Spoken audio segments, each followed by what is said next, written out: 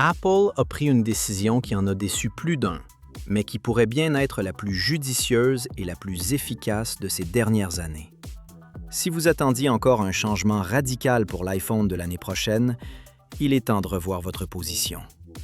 D'après les dernières informations du leaker Fixed Focus Digital, toute la gamme iPhone 18 sera quasiment identique à l'iPhone 17, avec les mêmes dimensions et le même design, ce qui les rendra difficiles à distinguer au premier coup d'œil. De toute évidence, Apple ne souhaite pas modifier un design qui se vend si bien. Les modèles standards et Pro conserveront leur diagonale de 6,27 pouces, tandis que le Pro Max passera légèrement à 6,86 pouces, les rendant pratiquement indiscernables pour la plupart des utilisateurs. Mais voici le point crucial. Il s'agit peut-être en réalité de la décision la plus intelligente prise par Apple ces dernières années. Car Apple abandonne enfin les artifices marketing et investit toutes ses ressources directement dans la performance. La gamme iPhone 18 sera lancée avec les processeurs A20 et A20 Pro, et il ne s'agit pas d'une simple mise à jour. Il s'agit du premier processeur Apple gravé en 2 nanomètres par TSMC. Qu'est-ce que cela signifie?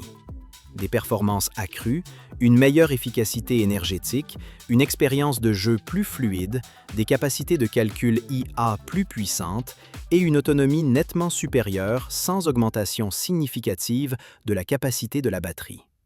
Bien que la capacité de la batterie devrait légèrement augmenter de 100 à 150 mAh, le véritable changement réside dans l'amélioration que vous ressentirez au quotidien.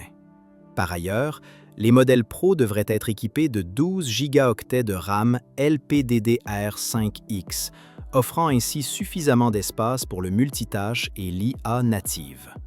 Ceci s'accompagne d'une technologie d'intégration de puces plus avancée, d'une bande passante mémoire plus élevée, d'une dissipation thermique plus stable et d'une absence de chute de fréquence d'image pendant les jeux. Côté connectivité, l'iPhone 18 pourrait utiliser le modem 5G C2 d'Apple. S'il surpasse celui de Qualcomm, le problème tant attendu de l'autonomie en 5G pourrait enfin être résolu. Le design de la face avant réserve également des surprises. Des fuites suggèrent qu'Apple dissimulera davantage de composants de Face ID sous l'écran, réduisant ainsi considérablement la taille de l'îlot dynamique.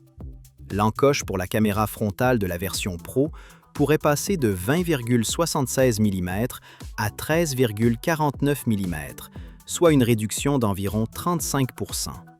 Avec un écran OLED LTPO et un taux de rafraîchissement élevé de 120 Hz, le design global reste moderne. L'appareil photo a également été amélioré.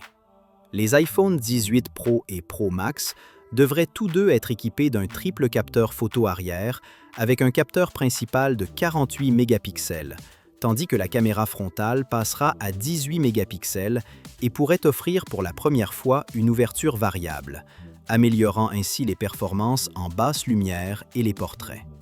Enfin, une surprise de taille. Plusieurs sources indiquent qu'Apple pourrait dévoiler un iPhone pliable en même temps que l'iPhone 18 Pro, tandis que la sortie de l'iPhone 18 standard pourrait être reportée au printemps prochain, ce qui pourrait mener à la commercialisation de l'iPhone 18e. Par conséquent, l'iPhone que vous voyez aujourd'hui n'est pas un iPhone inchangé, mais un iPhone dont tous les efforts ont été concentrés sur les aspects les plus importants. La question est donc la suivante. Peut-on accepter que l'iPhone 18 Pro Max soit nettement plus puissant sans refonte esthétique? Pour plus de contenu, abonnez-vous à la chaîne Android+. À bientôt pour une nouvelle vidéo.